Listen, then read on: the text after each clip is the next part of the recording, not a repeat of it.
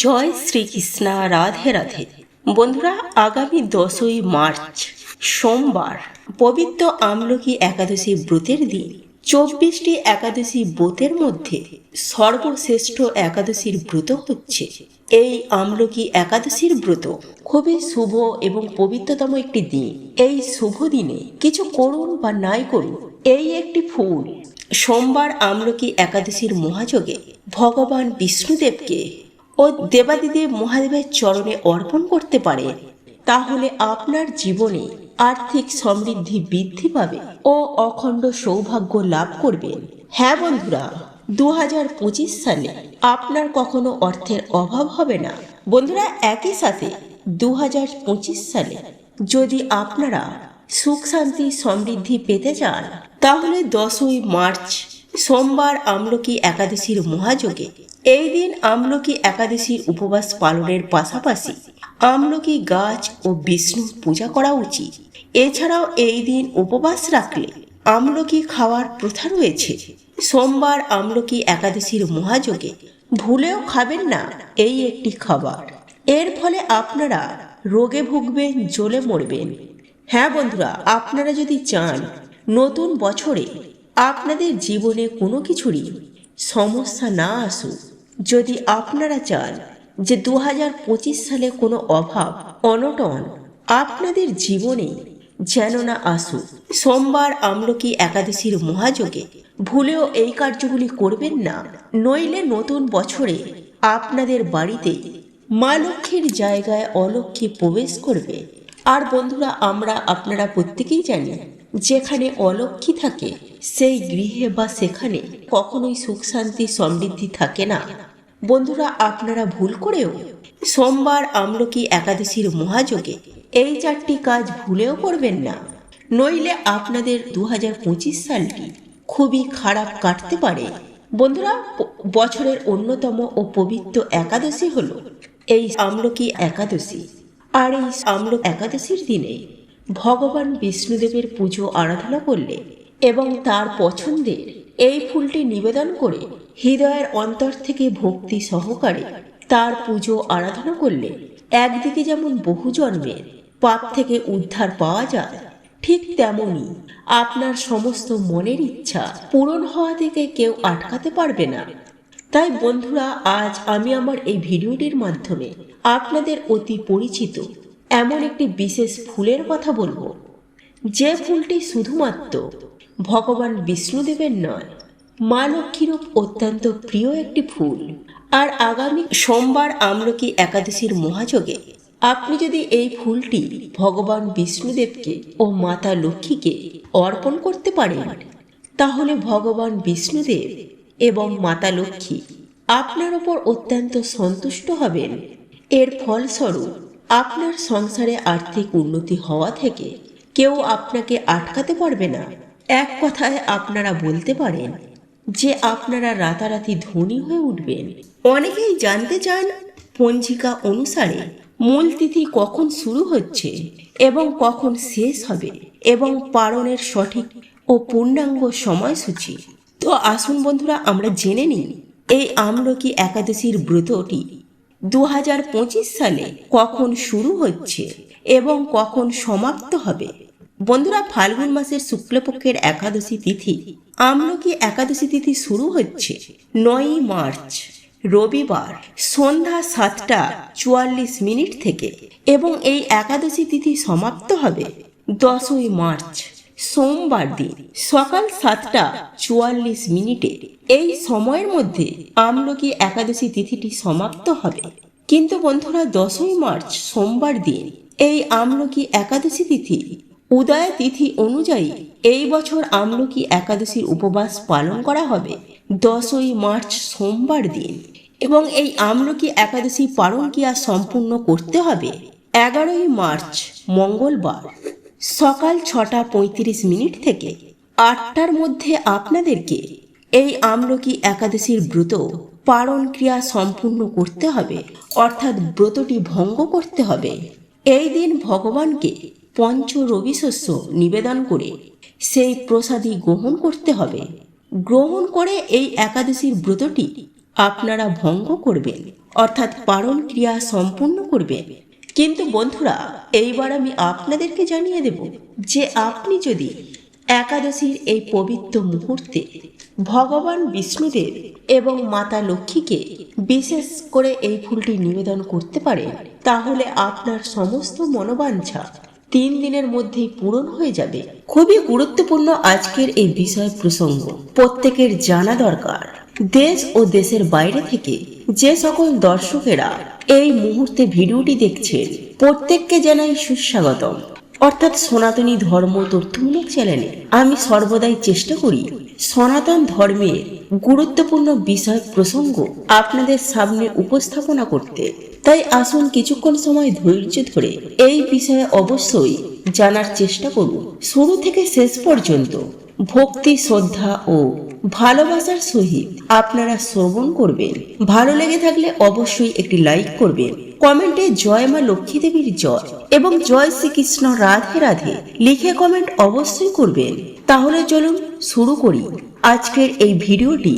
তবে মূল আলোচনায় প্রবেশ করার আগে জয় বিষ্ণুদেবের জয়, জয় মা লক্ষ্মীর জয় লিখে কমেন্ট অবশ্যই করবেন।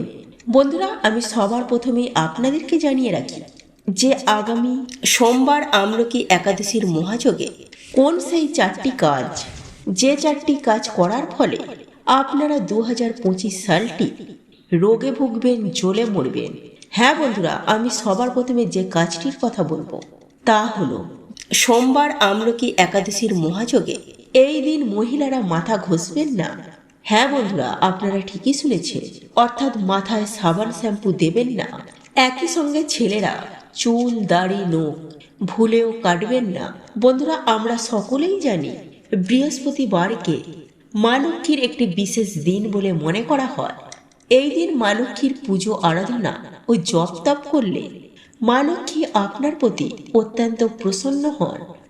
বন্ধুরা, শাস্ত্র মতে এই দিন চুল, দাড়ি, নখ কাটলে তাদের ওপর গুরু বৃহস্পতি কুপ্রভাব পড়ে আর তাদের বাড়িতে অলক্ষ্মীর সৃষ্টি হয়।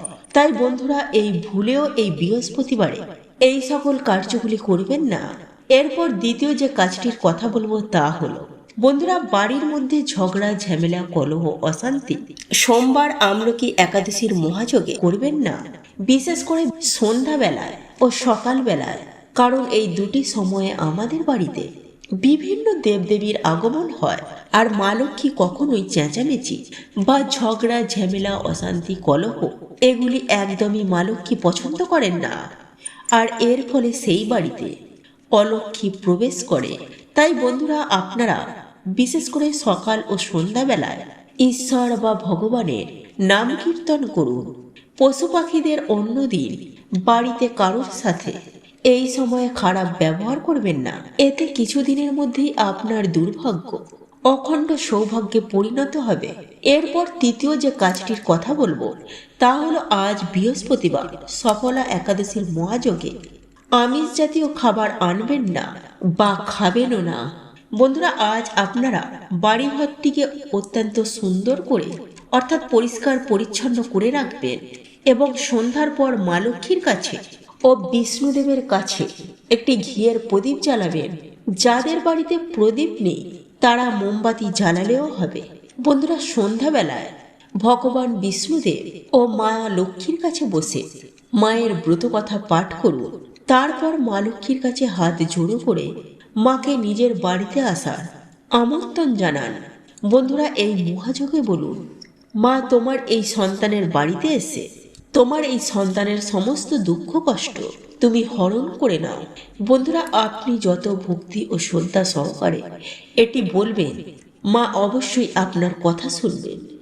এরপর চতুর্থ যে কাজটির কথা বলবো তা হলো পুজো আরাধনা করার পর নিরামিষ আহার গ্রহণ করে রাতে ঘুমাবেন। কিন্তু বন্ধুরা, ভুলেও রাতে সহবাস জাতীয় কার্য একদমই করবেন না, কারণ এতে আপনার এই ভৌতিক শরীর অপবিত্র হয়ে যাবে। আর সেই রাতে যদি কোনো দেব কৃপা হয় তাহলে তা আপনারা পাবেন না। তাই বন্ধুরা, আপনারা যতটা বিশ্বাস ও ভক্তি নিয়ে করবেন ততই আপনাদের জীবনে আয় উন্নতি বৃদ্ধি হবে। বন্ধুরা, আপনারা একই সঙ্গে বৃহস্পতিবারে একাদশী তিথির মহাযোগে আপনারা পঞ্চ রবি শস্য ভুলেও এই দিন গ্রহণ করবেন না। আর যদি আপনারা ভুলবশত এইসব খেয়ে থাকেন, তাহলে 2025 সালে আপনারা রোগে ভুগবেন এবং জ্বলে মরবেন। বন্ধুরা, আপনি যদি সোমবার আমলকি একাদশী তিথি পালন করেন, তাহলে অবশ্যই আপনারা সবার আগে চেষ্টা করবেন যে পঞ্চ রবি শস্য পরিহার করে এই সফলা একাদশীর ব্রতটি পালন করার। এর ফলে ভগবান বিষ্ণুদেব ও মা লক্ষ্মী আপনার প্রতি অত্যন্ত সন্তুষ্ট হবে এবং আপনার সমস্ত পাপ স্বয়ং বিষ্ণুদেব হরণ করে নেবেন। আর আপনি যদি একান্তই এই একাদশীর ব্রত পালনে সক্ষম না হন, তাহলে অন্তত পক্ষে বছরের প্রত্যেকটি একাদশী তিথির দিনে আমিষ খাবার খাবেন না। হ্যাঁ বন্ধুরা, অন্তত পক্ষে নিরামিষ আহার গ্রহণ করে ও আন্তরিকতার সহযোগে ভগবান বিষ্ণুদেবের পূজা করুন এবং তার পূজা করার সময় তার এই পছন্দের ফুলটি নিবেদন করতে পারলেই আপনার সেই পুজো সম্পূর্ণ হবে এবং ভগবান বিষ্ণুদেব আপনার প্রতি খুবই সন্তুষ্ট হবে। একই সঙ্গে আমি আপনাদেরকে এটাও জানিয়ে দেব যে এই সোমবার আমলকি একাদশীর মহাযোগে আপনি যদি এই ফুলটি দিয়ে মা লক্ষ্মীর পুজো আরাধনা করতে পারেন, তাহলে স্বয়ং মা লক্ষ্মীও আপনার প্রতি অত্যন্তই প্রসন্ন হবেন। আর এই ফুলটি হলো পদ্ম ফুল। হ্যাঁ বন্ধুরা, আপনারা একেবারে ঠিকই শুনেছেন, কারণ আপনারা প্রত্যেকেই জানি যে এই পদ্ম ফুল মা লক্ষ্মী অত্যন্ত প্রিয়। কিন্তু শাস্ত্রমতে এই ফুলটি ভগবান বিষ্ণুদেবেরও অত্যন্ত পছন্দের। তাই এই সোমবার আমলকি একাদশীর মহাযোগে কোনো ভক্ত যদি ভক্তি সহকারে একটি পদ্ম ফুল নিবেদন করতে পারে, সঙ্গে ভগবান বিষ্ণুদেবের পুজো আরাধনা করতে পারে, তাহলে তার জীবনে থাকা সমস্ত প্রকারের সমস্যা এক নিমিষেই তার সমাধান হয়ে যাবে। এছাড়াও বন্ধুরা, মা লক্ষ্মী ও নারায়ণ তথা শ্রীহরিকে এই পদ্ম ফুলটি নিবেদন করলে এতটাই সন্তুষ্ট হন যে সেই ভক্তের গৃহে স্বয়ং মা লক্ষ্মী বিরাজ করেন, যার ফলে সেই গৃহে আর কখনোই টাকার অভাব থাকে না এবং নানান দিক থেকে অর্থের আগমন শুরু হয়ে যায়। বন্ধুরা, এই পদ্ম ফুলের পাশাপাশি আরও অনেক ফুল রয়েছে, যে ফুলগুলি ভগবান বিষ্ণুদেবের অত্যন্ত পছন্দের। আর সেই ফুলগুলি হল অশ্বত্থ, বৈজয়ন্তী, চাঁপা এবং জুঁই। তবে আকন্দ, ধুতরা ইত্যাদি ফুল, এই সকল ফুলগুলি ভুল করেও আপনি বিষ্ণুদেবকে ও মাতা লক্ষ্মীকে নিবেদন করবেন না। বন্ধুরা, আমি তো আপনাদেরকে বিষ্ণুদেবের পছন্দের কথা জানিয়ে দিলাম, ঠিক এরই পাশাপাশি আরও একটি বিষয় জানিয়ে দেব। এমন একটি পাতার কথা আমি আপনাদেরকে জানিয়ে দেব, যে পাতাটি ছাড়া ভগবান বিষ্ণুদেবের পুজো আরাধনা করা একেবারে অসম্পূর্ণ হয়ে থেকে যাবে। হ্যাঁ বন্ধুরা, এই পাতাটি হলো তুলসী পাতা। বন্ধুরা, এই সামান্য তুলসী পাতা এবং একটি পদ্ম ফুল সোমবার আমলকি একাদশীর মহাযোগে ভগবান বিষ্ণুকে নিবেদন করতে পারলে ভগবান বিষ্ণুদেব আপনার প্রতি অত্যন্ত সন্তুষ্ট হবেন এবং তার কৃপায় আপনি যা চাইবেন আপনি তাই পাবেন। কিন্তু বন্ধুরা, এখন প্রশ্ন হলো, এই ফুল আপনি নিবেদন করবেন কখন? বন্ধুরা, এই পদ্ম ফুল আপনারা নিবেদন করবেন সোমবার সন্ধ্যাবেলায়। হ্যাঁ বন্ধুরা, আপনারা সন্ধ্যাবেলায় যেভাবে বাড়িতে সন্ধ্যা আরতি করেন, ঠিক সেভাবে সন্ধ্যা দেবেন। বাড়িতে যেভাবে নিত্য পুজো আরাধনা করেন, ঠিক সেভাবেই নিত্য পুজো আরাধনা করবেন। সঙ্গে মা লক্ষ্মীর পাঁচালী অবশ্যই পাঠ করবেন। আর আপনাদের পক্ষে লক্ষ্মী পাঁচালী পাঠ করা সম্ভব না হয়ে থাকে, তাহলে অন্তত পক্ষে শ্রবণ অবশ্যই করবেন এবং একই সঙ্গে আপনারা ভগবান বিষ্ণুদেবের এবং মা লক্ষ্মীর পুজো অতি অবশ্যই করবেন এবং সেই সঙ্গে ভগবান বিষ্ণুদেবের চরণে তুলসী পাতা অবশ্যই নিবেদন করবেন। তবে এই তুলসী পাতা আপনারা ভুল করেও সন্ধ্যার পরে তুলতে যাবেন না, বা একাদশীর দিন, দ্বাদশীর দিন ভুলেও তুলবেন না। আপনারা আগে থেকে এই তুলসী পাতা সংগ্রহ করে রাখবেন। যাই হোক বন্ধুরা, আপনারা যদি এই উপায় বা ক্রিয়াটি করতে পারেন, তাহলে আপনারা কি যে আর্থিক সমৃদ্ধি পাবেন তা কল্পনার বাইরে। হ্যাঁ বন্ধুরা, এর ফলে আপনার গৃহে সুখ শান্তি ও ধনসম্পত্তি বৃদ্ধি পাবে চোখে পড়ার মতো।